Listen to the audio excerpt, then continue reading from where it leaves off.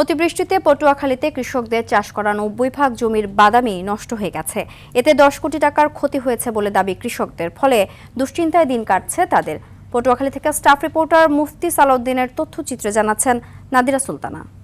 UV protection যুক্ত তিব্বত luxury talcum powder, the next generation fragrance.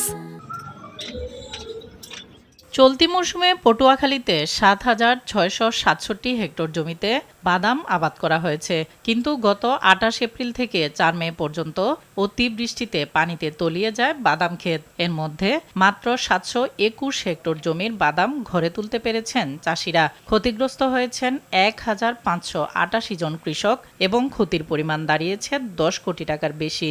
এতে দুশ্চিন্তায় দিন কাটছে চাষিদের। হ্যাঁ, পানি তোর নাম থাকে পশলা দরিয়া বাদাম কালো হয়ে গেছে, কানিতে নষ্ট হয়ে গেছে বাদাম মোটেই উঠতে পারে না এখন তো। ওই যে পানির তলে ডুবে রেখে বসে রয়েছে। এক ভাগ আছে আর সব গেছে, এগুলো আর তোলা যাবে না, এগুলো সব পড়ছি। যা ইনভেস্ট করছে মানুষ তার 10% নিতে পারছে। বাদামটা পুরো ক্ষতি হয়ে গেছে, বাদামের অঞ্চলে যে পুষ্টি হয় নাই সব পুষ্টি গেছে। এদিকে ক্ষতিগ্রস্ত কৃষকদের তালিকা করে সহায়তার আশ্বাস কৃষি কর্মকর্তার।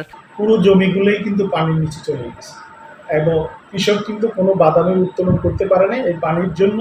আমরা আশা করি ক্ষতিগ্রস্ত কৃষকের তালিকা নিরূপণ করে আমরা এটা আমাদের বিভাগের মাধ্যমে সরকারের কাছে জানাবো। অতিবৃষ্টিতে ক্ষতিগ্রস্ত বাদাম চাষিদের সরকার প্রণোদনা দিয়ে নতুন করে ঘুরে দাঁড়ানোর সুযোগ দেওয়ার দাবি কৃষকদের।